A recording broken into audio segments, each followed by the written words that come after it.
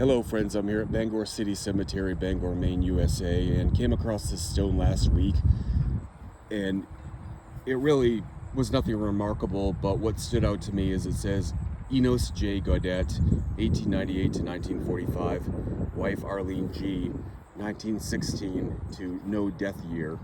So usually that either meant that the spouse passed away decades later and the family either weren't around to add the date of death, or they didn't have the money, or sometimes the alternative would be the spouse would still live decades later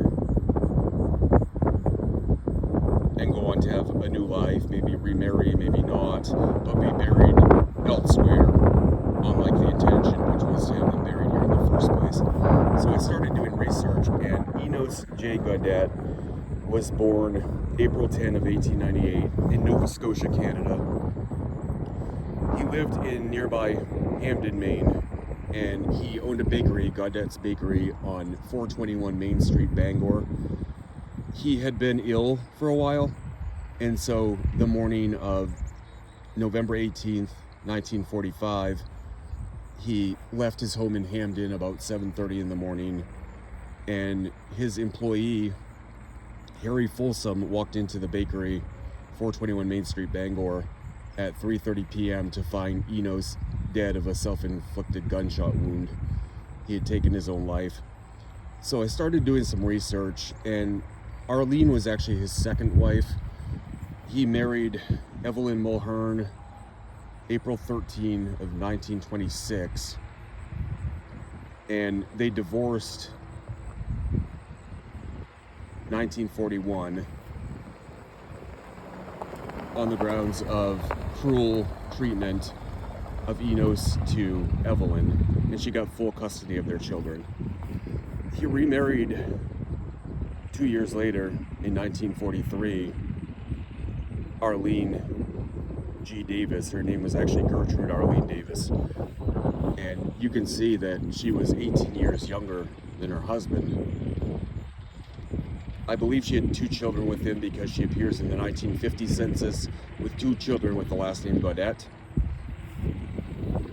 But Arlene went on to marry a Russell Sturmer in 1955, and she was married to him till his death in 1998. They're buried in Dresden Mills, Maine. So this is what we would call a cenotaph. It says wife Arlene G., but of course Arlene went on to have her own life and remarry. She died in her 80s in 2003. So this I would call a cenotaph. It's a memorial to somebody who is not buried on the actual spot or the actual cemetery. Arlene was a member of the Greatest Generation. We call them the Greatest Generation because we would send 18-year-old children off to war, and they acted in the capacity of adults. I mean, legally they're adults now, but they really did so much more than we would expect youth to do now. And the Greatest Generation was from 1901 to 1927. My paternal grandparents actually were born the last year of the Greatest Generation in 1927. So they fought in World War II typically, and they truly were the Greatest Generation. But Arlene wore many hats in her lifetime. She was a guard and a cook at a women's reformatory. She actually helped Enos run the bakery. With her second husband, they started a dairy. She loved to cook. She just wore many hats and exemplified that Greatest Generation work ethic. She struggled during the Great Depression, as many people did, and she actually started a restaurant in our state capital, Augusta, after the Great Depression, where the governor at the time would commonly stop by for home-cooked meals. So Arlene had quite the life. Something was just telling me to do some research here.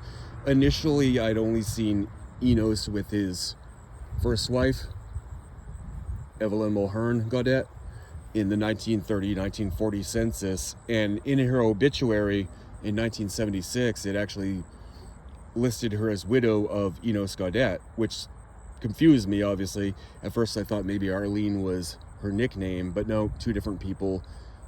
Evelyn was actually born about 1905, so she was only 7 years younger than Enos versus the 18 that Arlene was. But two different spouses, two different women. So very interesting life that Arlene lived, and Enos's life was cut short by his own hand.